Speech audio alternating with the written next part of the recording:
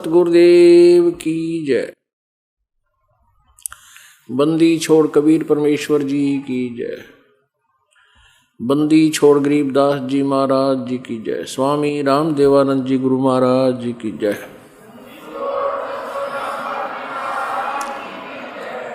सर्व संतों की जय, सर्व भक्तों की जय, धर्मी पुरुषों की जय।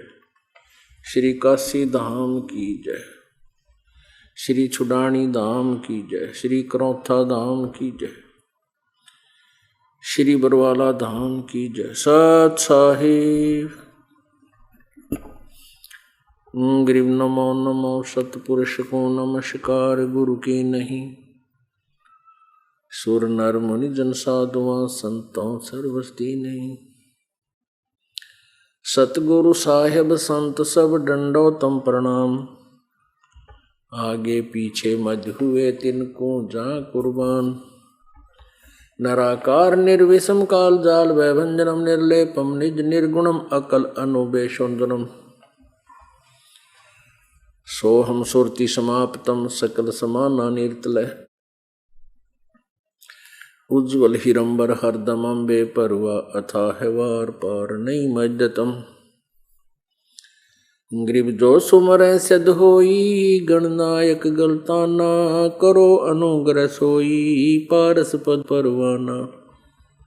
आदि गणेश मनाऊं गणनायक देवन देवा।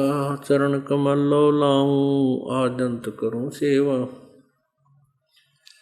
परम शक्ति संगीतम रिद्धिदाता सोई। अवगत गुण अतीतम सत्पुरुष निर्मोही। जगदम्बा जगदीशम मंगल रूप मुरारी। तन मन अर्पों शीशम भक्ति मुक्ति भंडारी। सुर नर मुनि जन ध्यावे ब्रह्मा विष्णु महेशा। शेष शेष मुख गावे पूज्य आदि गणेशा। इंद्र कुबेर सरीखा वरुण धर्म राय ध्यावे। समर्थ जीवन जी का मन इच्छा फल पावे। 33 कोटि आधारा ध्यावे शेष 88। उतरे भव जल पारा कट है यम की फांसी। 33 कोटि आधारा ध्यावे शेष 88। उतरे भव जल पारा कट है यम की फांसी। कर जोरूं विनती करूं धरूं चरण पर शीश। गुरु जी राम देवानंद जी महाराज ने दियो नाम बख्शीश। कोटि कोटि सिजदा करूं कोटि कोटि प्रणाम। चरण कमल में राखियो मैं बंदी जम गुलाम। कुत्ता हूँ गुरुदेव का रामपाल दास का नाम। गले प्रेम की जेवड़ी जांखें चोवा जाऊं मैं। तो करो तो बावड़ू दूर दूर करो तो जाऊं। जो राखो त्यों ही रहूं जो देवो सो खाऊं। 7 द्वीप 9 खंड में गुरु से बड़ा ना कोई। करता करे न कर सके गुरु करे सो होए। गुरु बिन माला फेरते गुरु बिन देते दान। गुरु बिन दोनों निष्फल हैं चाहे पूछो वेद पुराण। मानुष जन्म दुर्लभ है मिले न बारंबार। तरवर से पत्ता टूट गिरे, बहुर न लागे डारे। गुरु बिन काहू न पाया ज्ञाना, जो थो था बुस छड़े किसाना। गुरु बिन वेद पढ़े जो प्राणी, समझ न सार रहे अज्ञानी। जय इब कै सतगुरु मिले, सब दुख आँखों रोए। चरणों ऊपर शीश धरूं, कहूँ जो कैडी हो। कबीर साईं मिलेंगे, पूछेंगे कुशलात। आदि अंत की सब कहूँ, अपने दिल की बात। गुरुजी तुम ना भूलियो, चाहे लाख लोग मिल जाए। हमसे तुमको बहुत है, तुमसे हमको नहीं। तुमरे विसारे क्या बने, मैं किसकी शरण में जाऊं। शिव बिरंच मणि नारद, तिनके हृदय न समाऊं। अवगुण किए तो बहुत किए, करत न मानी हार। बावे बंदा बख्श दियो, बावे गर्दन उतारे। अवगुण मेरे बाप जी, बख्शो गरीब नवाज। जो मैं पूत कपूत हूँ, बहुर पिता को लाज। मैं अपराधी जन्म का, नक्शक भरे विकार। तुम दाता दुख भंजना, मेरी करो संभार। परम पिता परमात्मा पूर्ण ब्रह्म, सारी सृष्टि के रचनहार, कुल मालिक कबीर देव कबीर साहब, अल्लाहु अकबर। ये वो परमात्मा है जो बनारस में, काशी में, भारतवर्ष के पवित्र शहर काशी में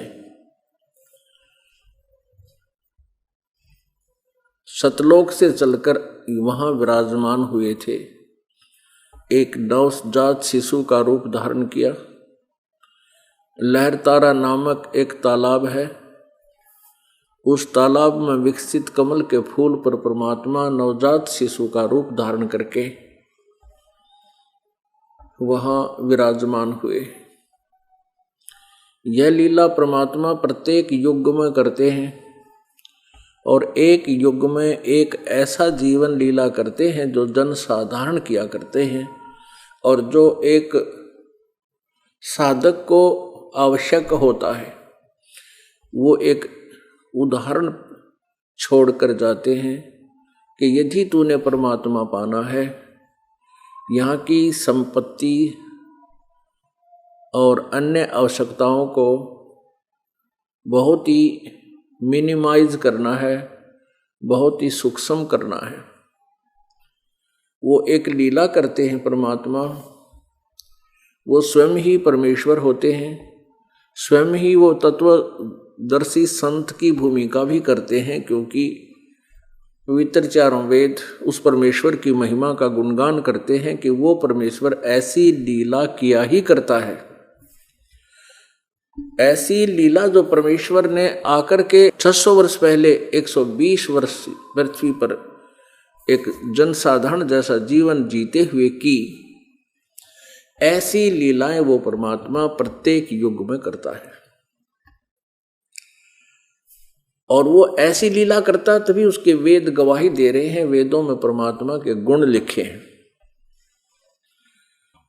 अपने उस लीला करने वाले कर्म के अनुसार यानी उसी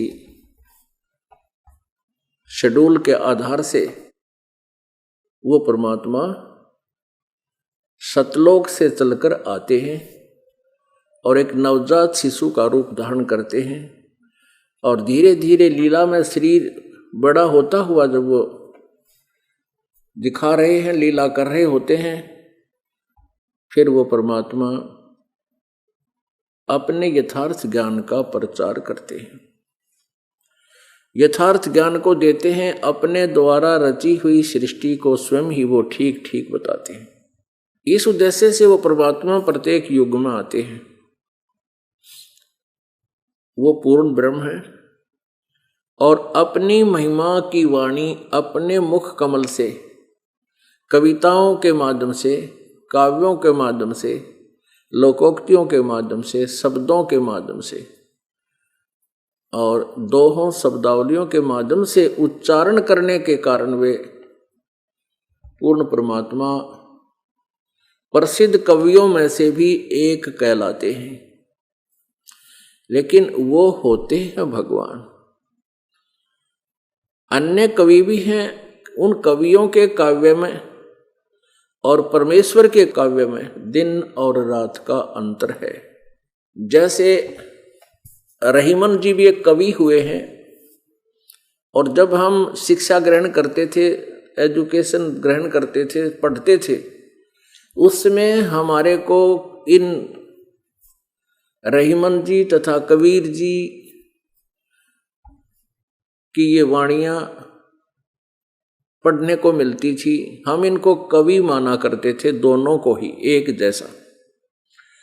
अब हमारे अज्ञान का मोतियाबंद समाप्त हो गया। अब हमने परमात्मा की वाणी में जो वो भी कवि कहलाते हैं और अन्य कवियों की वाणी में दिन रात का अंतर महसूस होता है। जैसे रहीमन जी कहते हैं, खीरा सिर से काट के मलिए नमक लगाए, रहीमन करवे मुखन को चाहत यही सजाए। और परमात्मा कहते हैं, कबीर जी की वाणी से बहुत मार्मिक है कि आवत गाली एक है, उल्टो हो अनेक, और कह कबीर ना उल्टियो व रह जाए एक ही एक। अब कितना अंतर है वाणी वाणी में। रहीमन जी तो कह रहे हैं कोई कड़वा बोला उसने कूट दे, पिटाई कर दे उसकी। और परमात्मा कहते हैं कोई गाली देता है तो उसको जवाब मत दो, यदि तुम भी जवाब दोगे तो वो 2 गालियां दे और अत्यधिक देगा। फिर परमात्मा कहते हैं यदि तुमने उस रहीमन वाले फार्मूले को अपनाया तो क्या कहते हैं, गाली ही से उपजे कलह कष्ट और मीच। उस गाली से कड़वे मुख वाले ने तो जो करना था वो कह दिया, सुन दिया, बोल दिया। अब हम भी ऐसा ही बोलेंगे तो युद्ध होगा और उससे फिर मृत्यु तक हो सकती है। गाली ही से उपजे कलह कष्ट और मीच, हार चले सो साधु है और लाग मरे सो नीच। अब परमात्मा कहते हैं उसने सुनकर उसकी 2 बात बुंडी अच्छी अपना चल पड़े वो संत है, और उससे जैसा होकर बुक्का मुक्का हो गया वो तो नीच है, लाग मरे लट्ठम लट्ठा हो गया, आप मरे का उसने मार दे। तो परमात्मा कहते हैं अब देखो कितना अंतर है उस परमेश्वर के।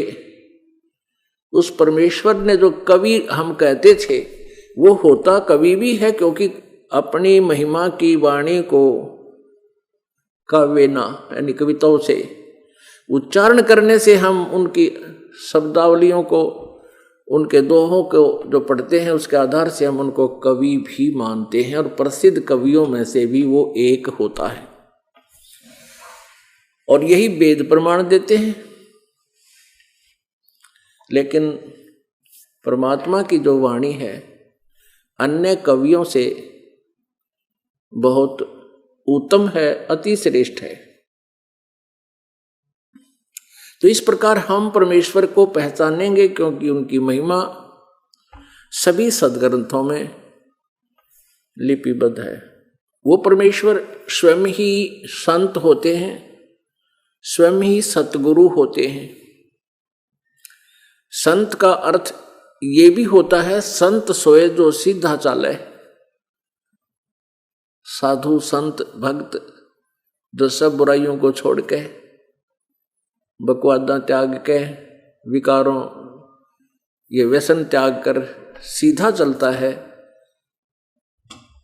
और जैसा अभी आपने सुना कि किसी के साथ लड़ाई झगड़ा भी नहीं करता है, तो वो स्वयं ही सतगुरु, स्वयं ही हंस और स्वयं ही वो परमेश्वर होते हैं। तुम साहेब तुम संत हो, तुम सतगुरु तुम हमसे, गरीबदास तेरे रूप बिना और न दूजा अंश। जिन महापुरुषों ने परमात्मा को पहचाना, उनका साक्षात्कार हुआ, उन्होंने फिर उस मालिक की महिमा बताई है कि तुम ही दोहू ठोर है एक तू, बया एक से दो, गरीब दास हम कारणे तुम आए हो मगजोय। स्वामी रामानंद जी को जो परमात्मा मिले, तब जब उन्होंने ऊपर सतलोक में परमेश्वर की झांकी देखी, नजारा देखा, सतलोक देखा, परमेश्वर कबीर देव जी की महिमा से वो परिचित हुए। वो 104 वर्ष के वयोवृद्ध महर्षि, चारों वेद कंठस्थ थे, पवित्र गीता जी कंठस्थ थी, 18 पुराणों को उन्होंने घोट रखा था, संस्कृत में पूरे याद थे, और बहुत बड़े योगी सिद्ध हो रहे थे, महापुरुष महर्षि की पदवी प्राप्त थे, 1400 ऋषि शिष्य बना रखे थे।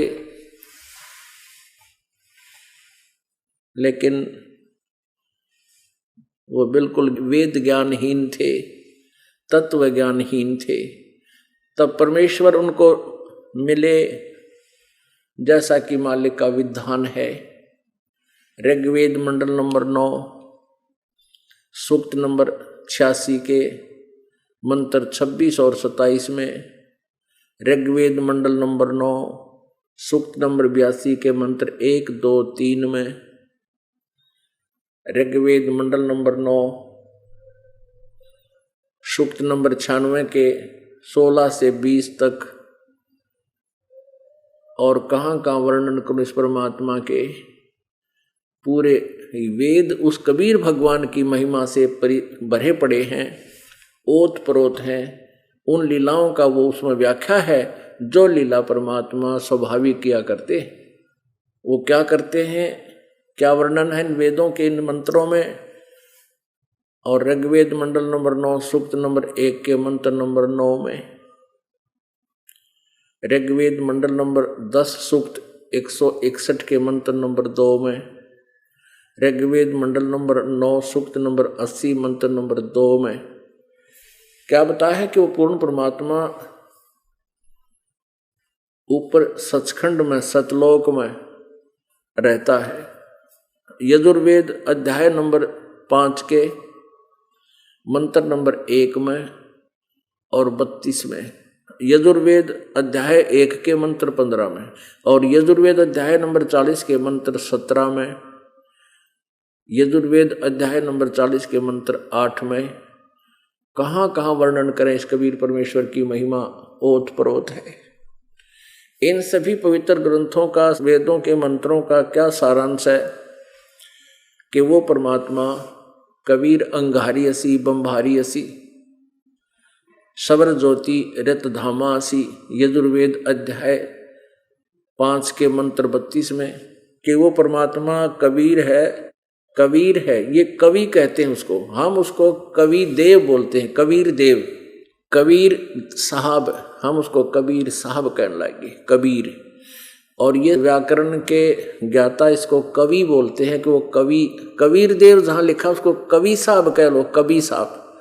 हम उस कबीर देव को कबीर साहब कहने लगे अपनी लोकल लैंग्वेज में, और वही हमारे सभी समाज में वो मातृभाषा के अंदर जो है कबीर देव नाम पक गया।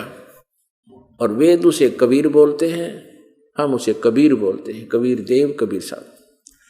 तो उसमें लिखा है कि वो कबीर देव, वो परमात्मा सह शरीर है, सह शरीर है, अग्ने तनुरसी, हे परमेश्वर, अग्ने माने परमेश्वर, हे परमेश्वर, आप, तनु माने आपका, तनु माने शरीर, असी माने है, आप तेजो में शरीर युक्त हैं। अग्नि शब्द इसलिए कहा कि परमात्मा का स्वरूप बहुत प्रकाश में है, स्वयं प्रकाशित है, स्वयं प्रकाशमान है, वो एक नूरी तत्व से बना है। उस परमेश्वर कबीर देव का जो शरीर है वो शुक्रम अकायम असनाविरणम अबिंधम अवर्णम, और कैसा है, स्वयंभू परिभू, और वो परमात्मा सपरि आगात, स माने वह है परमेश्वर, परि माने प्रथम, सबसे पहले वाला, सनातन, और आगात माने देहधारी, आगात, गात माने शरीर, आगात माने शरीर सहित, वो सबसे पहला देहधारी है।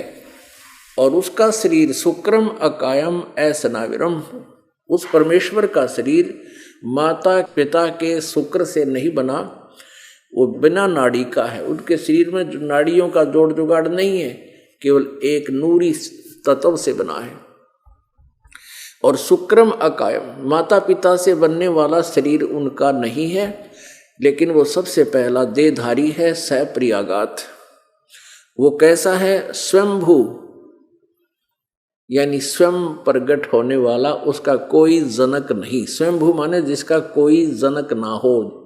न सतगुरु जननी जने उनके माने बाप, पिंड ब्रह्मण से रहित है जाना तीनों ताप। तो यजुर्वेद अध्याय नंबर 5 के मंत्र नंबर 1 में 2 बार प्रमाण दिए हैं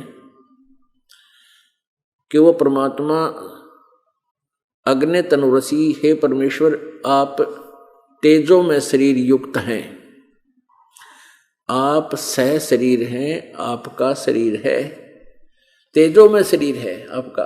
और दूसरा फिर बताते हैं, विष्णवे तवा सोम से तनुरसी, विष्णवे माने सबका धारण पोषण करने के लिए, तवा माने उस, सोमस्य माने अमर पुरुष का, तनु मीन शरीर, असी माने है उस परमेश्वर का सबका धारण पोषण करने के लिए शरीर है। यानी 2 रूप में परमात्मा वेद बता रहे हैं।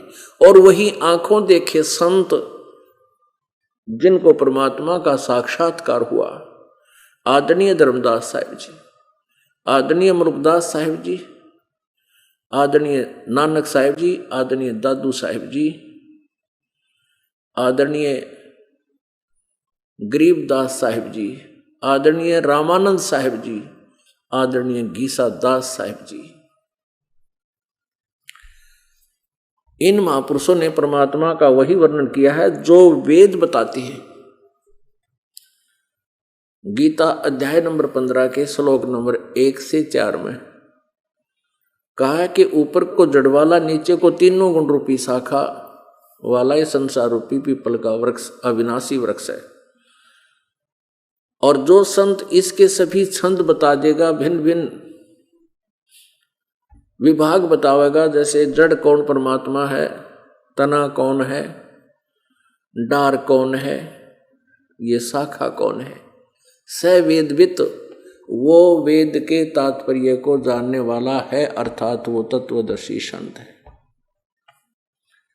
तो परमेश्वर कबीर देव जी ने 600 वर्ष पहले बताया था, अक्षर पुरुष एक पेड़ है, निरंजन वा की डार, और तीनों देवा शाखा है ये पात रूप संसार।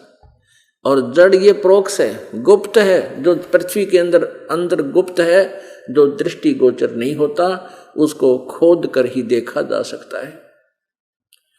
ऐसे परमात्मा जो मूल है, सारे संसार की जड़ है, जहां से सबको आहार प्राप्त होता है, जो सबका धारण पोषण करता है, वो परमात्मा वो प्रोक्ष है। यजुर्वेद अध्याय नंबर 40 के मंत्र नंबर 17 में दो परमात्मा बताए हैं। एक तो पूर्ण परमात्मा, वो गुप्त है, वो जड़ है, और ये ब्रह्म वेद ज्ञान दे रहा है। वो कहता मैं ब्रह्म हूं, मेरा ओम नाम है, और मैं ऊपर स्वर्ग महा यानी खंभ माने ब्रह्मलोक में उस दिव्य आकाश में रहता हूं।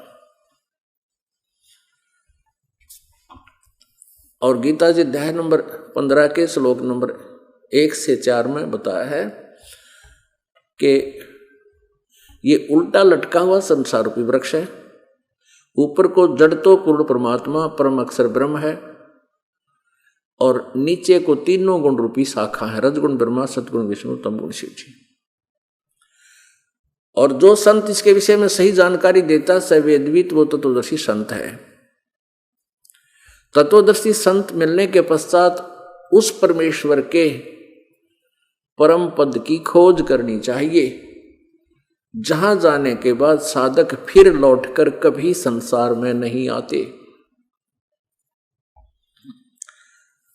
और जिस परमात्मा से, जिस परमेश्वर से संसार रूपी वृक्ष की प्रवृत्ति विस्तार को प्राप्त हुई है, अर्थात जिस परमेश्वर ने सब ब्रह्मांडों की, पूरे विश्व की रचना की है, और मैं भी उसी की शरण में हूं, ये विचार करके उसी का ध्यान करो, उसी की भक्ति करो, गीता ज्ञान दाता कहता है। और गीता ज्ञान दाता ब्रह्म है, ये श्री कृष्ण में प्रवेश करके बोल रहा है। चौथे अध्याय के 5वें श्लोक में और 9वें श्लोक में कहता है, अर्जुन तेरे और मेरे बहुत जन्म हो चुके हैं, तू नहीं जानता, मैं जानता हूं। मेरे जन्म और कर्म दिव्य हैं। गीता जी अध्याय नंबर 2 के श्लोक नंबर 12 में कहा है, अर्जुन तेरा और मेरा पहले भी जन्म था, इन राजाओं का भी, सैनिकों का भी पहले जन्म था। आप और हम और ये सभी आगे भी जन्मेंगे। ये ना सोच के हम अभी वर्तमान में ही जन्मे हैं, ऐसे तू सोच ना कर। तेरा मेरा जन्म और सभी का सदा बना रहेगा जन्म मृत्यु। इससे सिद्ध है कि गीता ज्ञानदाता ये ब्रह्म, जिसको परमेश्वर ने सरपुरुष बताया है, ये नासवान प्रभु है। उसी का प्रमाण गीता जी अध्याय नंबर 15 के श्लोक नंबर 16 में दिया है। सरपुरुष और अक्षर पुरुष ये दोनों नासवान है। सरपुरुष ये ब्रह्म है, सरब्रह्म भी कह सकते हैं इसको, और अक्षर पुरुष को अक्षर ब्रह्म या परब्रह्म भी बोलते हैं। ये दोनों भी नासवान हैं। इनके अंतर्गत सब प्राणी, जितने भी प्राणी हैं, उनका स्थूल शरीर भी नासवान है। जीवात्मा तो अंडरस्टूड है, ये किसी की मरती नहीं। फिर 15वें अध्याय के 17वें श्लोक में कहा कि अर्जुन उत्तम पुरुष है तो अन्य है, वो वास्तविक परमात्मा जो सर्वश्रेष्ठ प्रभु, तो इन दोनों से सरपुरुष और अक्षर पुरुष, जो 16वें श्लोक में कहा 15वें अध्याय के गीता जी में। गीता जी अध्याय नंबर 15 के श्लोक नंबर 16 में जिन दो पुरुषों के विषय में, प्रभुओं के विषय में कहा है, सरपुरुष और अक्षर पुरुष, इनसे कोई और है उत्तम पुरुष, श्रेष्ठ पुरुषोत्तम, यानी अच्छी आत्मा, अच्छा भगवान, श्रेष्ठ प्रभु, जिसको परमात्मा कहा जाता है। उत्तम पुरुष तु अन्य परमात्मा इति उदाहरते ये लोकतर्यम आविश्य विभर्ति अवैश्वर है। जो परमात्मा सर्वश्रेष्ठ है वो सरपुरुष और अक्षर पुरुष से अन्य है, वो परम अक्षर ब्रह्म है, परम अक्षर पुरुष है, और ऑल कंट्रोलर है, कुल का मालिक है, और वही परमात्मा कहलाता है। और वही तीनों लोकों में प्रवेश करके सबका धारण पोषण करता, वो अविनाशी परमेश्वर है। अब जड़ जो है मूल है, मूल से सभी पूरे वृक्ष को आहार प्राप्त होता है, वृक्ष की परवरिश होती है। परमेश्वर ने फिर क्या बताया है कबीर देव जी ने, अक्षर पुरुष एक पेड़ है, निरंजन वा की डार, और तीनों देवा शाखा हैं। ये पात रूप संसार, यानी सभी प्राणियों का संसार रूपी वृक्ष जो बताया परमात्मा ने, तना जो तुरंत बाहर दिखाई देता जमीन से, वो तना अक्षर पुरुष है, इसको परब्रह्म भी बोलते हैं। और एक मोटी डार निकलती है तने से आगे चल के, उसको समझो ये सरपुरुष है, ज्योति निरंजन भी बोलते हैं इसको, जिसको ब्रह्म कहा जाता है। ये डार है। डार के फिर 3 शाखा हैं, इसके पुत्र हैं काल के, ब्रह्म के, रजगुण ब्रह्मा, सदगुण विष्णु, तम गुण शिव जी, और फिर पात रूप संसार, हम फिर पात रूप में हैं। तो इन सभी को कहाँ से आहार मिलता है? मूल से। वृक्ष के पत्तों तक भी कहाँ से परवरिश होती है? जड़ से, मूल से। तो वो मूल रूपी परमात्मा ऊपर है, प्रोक्ष है, और वो गुप्त है, वो परम अक्षर ब्रह्म है, और वही सबकी परवरिश करता है। अपुण्यात्माओं, पहले तो हम ग्रंथों से परमात्मा को समझें, फिर हमारे सामने यह समस्या आएगी, फिर वो परम अक्षर ब्रह्म कौन है, कब उसने ये लीला की है, कैसी।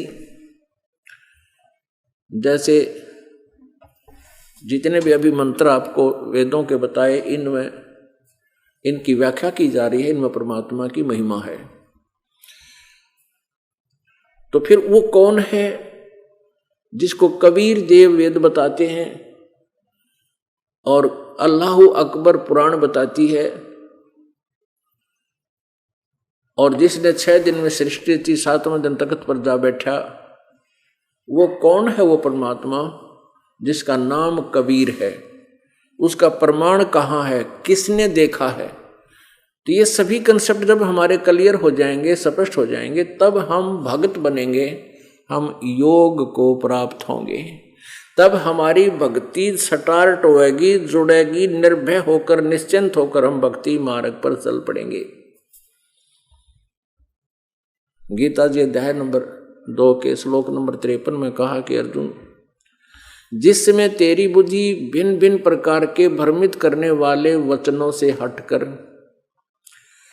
एक परमात्मा पर स्थिर हो जाएगी, तब तो तू योग को प्राप्त होगा,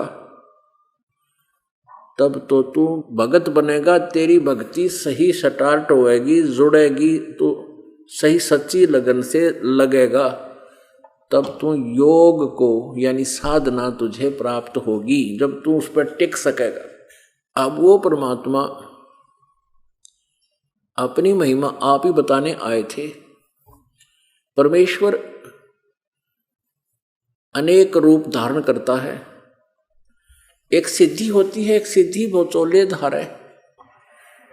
आम सिद्ध पुरुष परमात्मा की भक्ति करके और कुछ सिद्धियां ग्रहण कर लेते हैं, अस्थायी चुंबक बन जाते हैं। चुंबक के साथ लोहा अगर कुछ देर तक रख दिया जाए तो वो अस्थायी चुंबक बन जाता है, लेकिन कुछ दिनों के बाद उसकी वह चुंबकीय शक्ति ऑटोमेटिकली समाप्त हो जाती है, जो उसने चुंबक से ग्रहण की थी।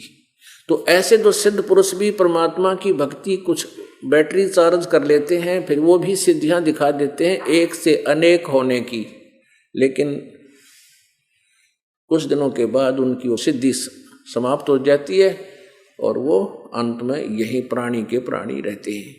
और यही सिद्धि परमात्मा में भी है।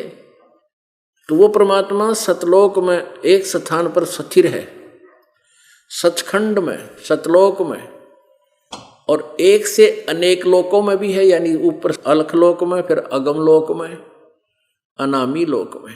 वहां भी परमात्मा अन्य रूप धारण करके अन्य शरीरों में विद्यमान है, लेकिन वो परमात्मा एक ही है। अनेक होकर भी वो एक ही है। अब जैसे कई बार एक मंत्री के पास 3-4 विभाग हो जाते हैं। जब वो परिवहन मंत्रालय में जाता है तो परिवहन मंत्री अपना पोस्ट लिखता है, और उसी के पास मान लीजिए पर्यटक मंत्रालय है तो वहां पर पर्यटक मंत्री होता है। गृह मंत्रालय भी उसके पास है तो वहां जब साइन करता है वो गृह मंत्री के साइन करता, गृह मंत्री लिखता है अपनी पद पोस्ट। व्यक्ति एक ही होता है, अन्य स्थानों पर अनेक विभागों में उसकी जो है पदवी का नाम बदल जाता है। समझने के लिए काफी है। तो कहने का भाव यह है कि यजुर्वेद अध्याय नंबर 5 के और श्लोक नंबर 1 में 2 बार गवाही दी है। उसमें कहा कि वो परमेश्वर सह शरीर है। अग्नि तनुरसी, हे परमेश्वर आप तेजो में शरीर युक्त हैं, आपका शरीर है। और फिर क्या बताते हैं कि वो परमात्मा एक रूप में तो वहां स्थिर है, सचखंड सतलोक में, फिर वहां से अन्य रूप धारण करके भद्रा वस्त्रा समन्या महान कबीर नीवचनानी संसन, वो कबीर परमेश्वर, वो महान कबीर, वो समर्थ कबीर देव अन्य भद्रा वस्त्रा यानी अन्य वस्त्र बहुत सुंदर अन्य कोई शरीर धारण करके और सतलोक से चलकर यहाँ अपने महिमा की वाणी नीवचनानी माने लोकोक्तियों के माध्यम से बोलने के लिए आता है। और उसमें अज्ञान अंधकार फैलाया हुआ होता है और पुण्य आत्माओं को जगाता है। तो वो परमात्मा अन्य रूप धारण करके यजुर्वेद अध्याय नंबर 5 के मंत्र 1 में 2 बार कहा है, अग्नि तनुरसी परमेश्वर आप सह शरीर हैं। विष्णुवे तवा सोमस्य तनुरसी, सतलोक से चलकर धारण पोषण करने के उद्देश्य से हम सभी की परवरिश करने के लिए हमारे को पुनः यथार्थ ज्ञान से पर जोड़कर हमारी आत्मा को यथार्थ ज्ञान से सत भक्ति से तृप्त करने के लिए वो परमेश्वर सतलोक से सचखंड से उस धूलोक से जहां वो रहता है वहां से चलकर आता है।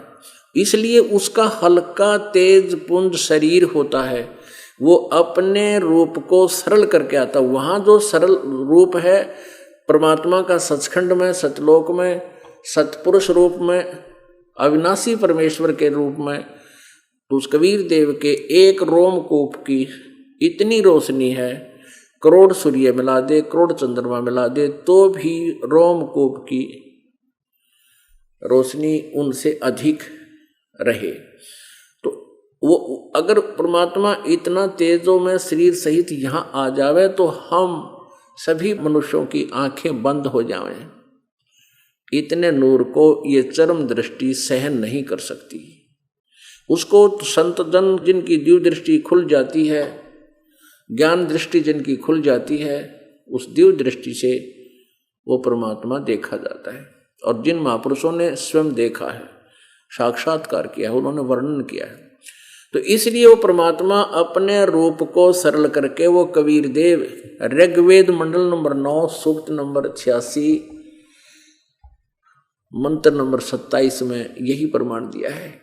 और 26 में 26 और 27 दोनों में यही प्रमाण दिया है कि वो परमात्मा ध्रुवलोक के तीसरे पृष्ठ पर विद्यमान है, वहां विराजमान है, वहां रहता है। और वहां से फिर वो गति करके आता है, अपनी श्रेष्ठ आत्मा अच्छी आत्मा को मिलता है और वो अपने रूप को सरल करता हुआ अलका तेज पुंज का रूप बना के यहां आता है। और जैसे आकाशीय बिजली गिरती है, अपने गिरने वाले जिस पर उसका अट्रैक्शन होता है, आकर्षण होता है, उसी पदार्थ पर उसी धातु पर गिरती है। जैसे पहले कांसी धातु के थाली बेले हुआ करते, तो उन पर अमूमन आकाशीय बिजली कांसी धातु पर गिरती थी यदि वो डायरेक्ट कनेक्शन में हो। तो इस प्रकार परमात्मा पूर्ण ब्रह्म उन अच्छी आत्माओं पर आकर्षित होकर उनको मिलता है, सतलोक से गति करके बहुत विद्युत जितनी से भी तेज गति से वो आता है और उस पुण्य आत्मा अच्छी आत्मा को मिलता है और फिर उनको ज्ञान से परिपूर्ण करता है।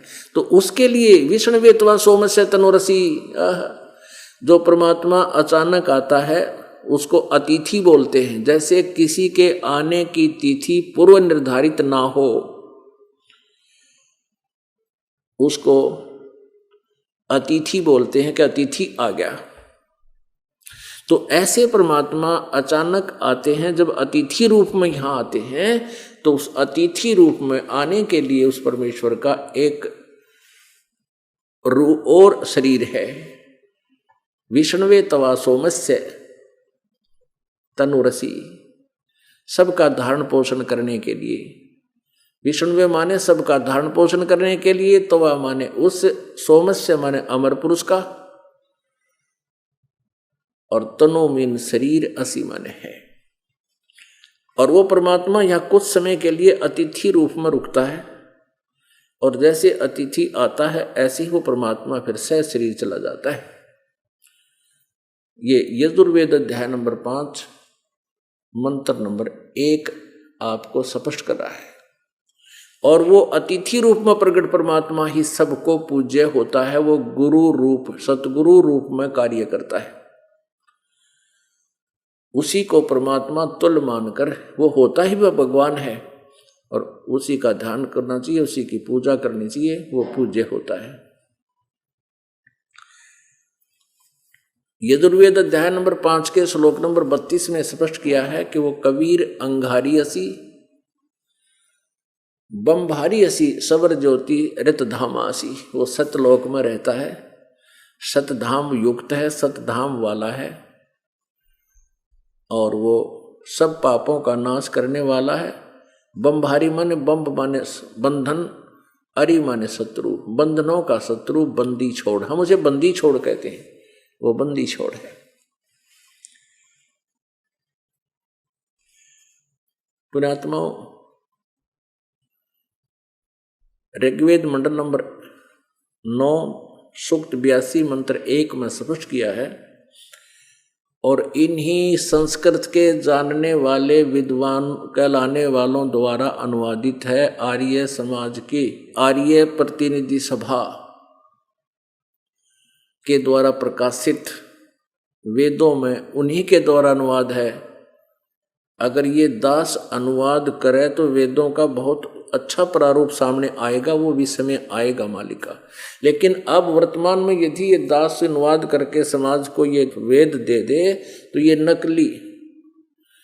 नकली विद्वान जो इन महर्षियों और दानंद जैसे नकली महर्षि के भ्रमित किए हुए इस अज्ञान के आधार से कहेंगे रामपाल को संस्कृत नहीं आती, ये वेदों का क्या अनुवाद कर सकता है, ये सब झूठ बोलता है। ऐसे ही कबीर परमेश्वर को कहा करते थे कि कबीर क्या जाने वेदों और ग्रंथों के बारे में, पुराणों के बारे में, गीता जी के बारे में, ये झूठ बोलता है, ये ब्रह्मा विष्णु महेश की आलोचना करता है, ये अपने आप को भगवान कहता है। तो उनका दाव इसीलिए लग गया वहाँ उस समय 600 वर्ष पहले, क्योंकि हम शिक्षित नहीं थे। अब हम शिक्षित हैं और देवनागरी लिपि हम बहुत अच्छी तरह समझते हैं।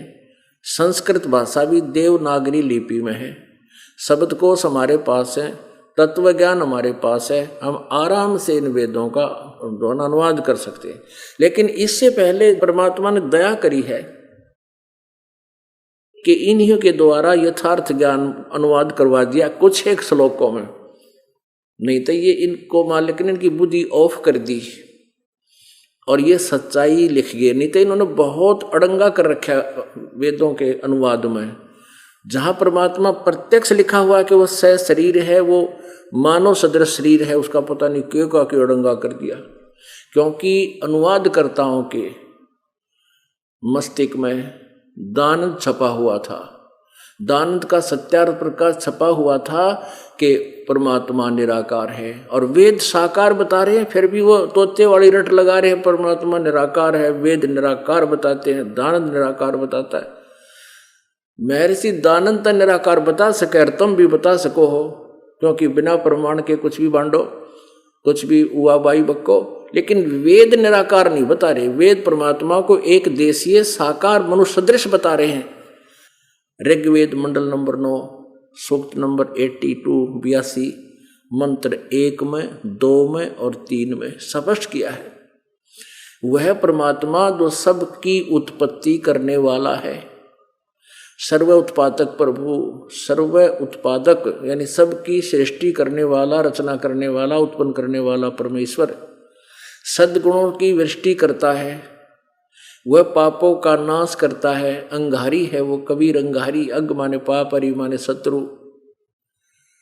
और वह राजा के समान दर्शनीय है, देखने योग्य है, साकार है। और वो परमात्मा बिजली जैसी गति से, अति गतिशील पदार्थ के समान वहां से चलकर श्रेष्ठ पुरुष को, जो दृढ़ भक्त होता है, उसको मिलते हैं। और किस उद्देश्य से मिलते हैं? उनको ज्ञान देता है। ऋग्वेद मंडल नंबर 9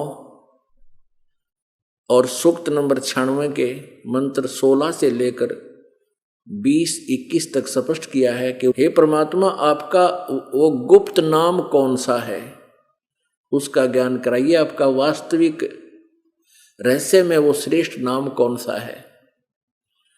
उसमें 17वें में लिखा कि वो परमात्मा जो शिशु रूप धारण करके प्रकट होता है और बड़ा होकर के फिर अपनी सच्चिदानंद घन वाणी, कबीर वाणी को अपने मुखारविंद से लोकोक्तियों के, काव्यना लोकोक्तियों के माध्यम से, कविताओं से बोलता है, जिस कारण से वो प्रसिद्ध कवियों में से भी एक उपाधि प्राप्त करता। लेकिन वो होता है अमर पुरुष, और उस अमर पुरुष द्वारा कृत वो अमृत वाणी, सच्चिदानंद घन ब्रह्म की वाणी, उनके अनुयायियों के लिए, अच्छी आत्माओं के लिए ऋषि मना, ऋषिकृत, सवर्षा यानी बहुत आनंददायक होती है, उनको बहुत प्यारी लगती है माल्य की वाणी, सच्चिदानंद घन ब्रह्म की वाणी। और वो परमात्मा तीसरे धाम में विराजमान है, तृतीयम धाम विराजम। वो तीसरे धाम में, सतलोक में विराजमान है।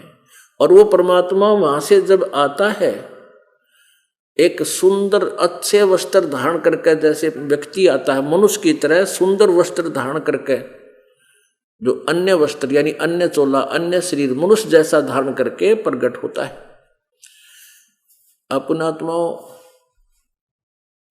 हम परमात्मा की चाह में योगों से लगे हुए हैं। और परमेश्वर कबीर देव जी यानी वो पूर्ण परमात्मा जो हमारा सबका मालिक है, जिसकी हमें चाह है, वो स्वयं आकर के अपना ज्ञान भी हमें देकर जाते हैं, यथार्थ समाधान भी बताते हैं। परंतु इस काल भगवान ब्रह्म के द्वारा भ्रमित ये अज्ञानी ऋषि महर्षि, ये संख्या में बहुत होते हैं, जिस कारण से हम उस परमेश्वर द्वारा दिए गए ज्ञान को पहचान नहीं पाए। अब उस परमेश्वर ने हम पर रजा बख्शी है।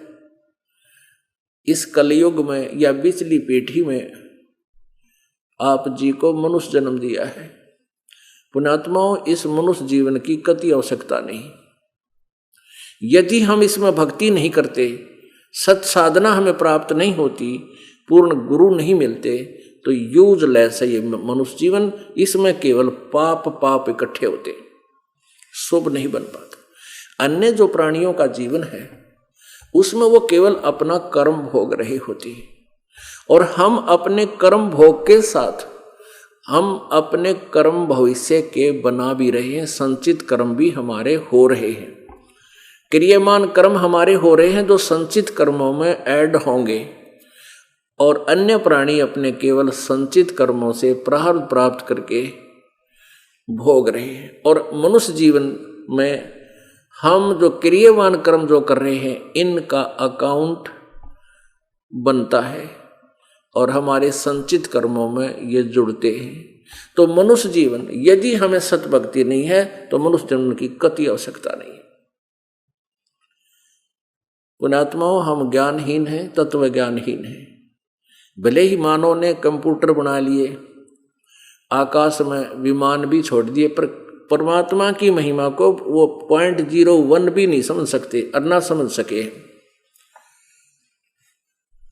ठीक है, हमने चाहिए बहुत बड़े उपकरण नजर आते हैं, परंतु इस मनुष्य जीवन का यूं काम नहीं है। अब पृथ्वी, इतने मनुष्यों के लिए पृथ्वी कोई छोटी कोई ना, और यहां पर किसी वस्तु का अभाव नहीं है। हमारे अंदर एक ऐसी बीमारी पैदा कर रखी है काल ने कि हम थोड़े में सब्र नहीं कर सकते। 3 लोक से तरपतना ही ये मन भोगी खसिया।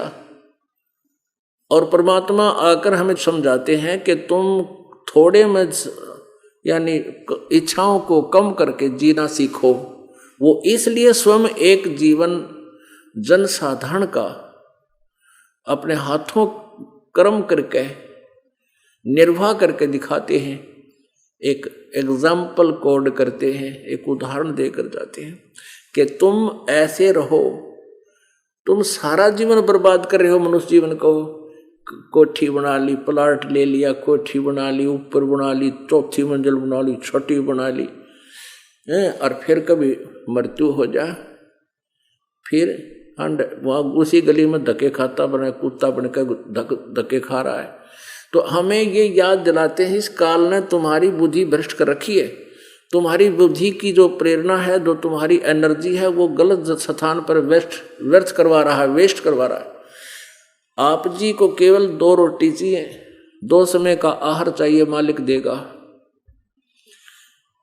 परमात्मा कहते हैं घरता 3.5 हाथ गणाता 4.25, और कह कबीर अधिका गह ताको नहीं विचार। अपना जो शरीर मनुष्य का 3.5 हाथ की लंबाई का होता, चाहे माप के देख लियो, छोटा हो चाहे बड़ा हो। अपने ये हाथ इतना बोला जाता है, ये 3.5 हाथ की लंबाई का आपका शरीर है। तो परमात्मा कहते हैं आप चाहे पलंग पर सो लो, चाहे पृथ्वी पर, चाहे तख्त पर, आपको सोने के लिए 1 हाथ तक चौड़ाई अपनी, इससे ज़्यादा नहीं होता किसी का, अपने हाथ की, और 3.5 हाथ की लंबाई। गर्त 3.5 हाथ और गणात 4.25,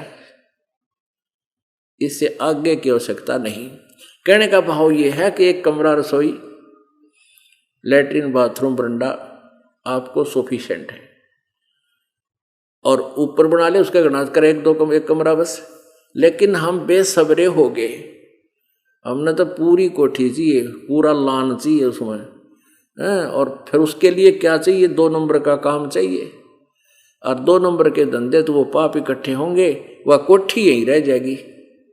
और फिर वो जो जिससे रिश्वत ले लेकर और बेमतलब से कोई झूठ कपट करके मिलावट करके जो पैसा इकट्ठा किया है, वो तो यहीं रह जाएगा।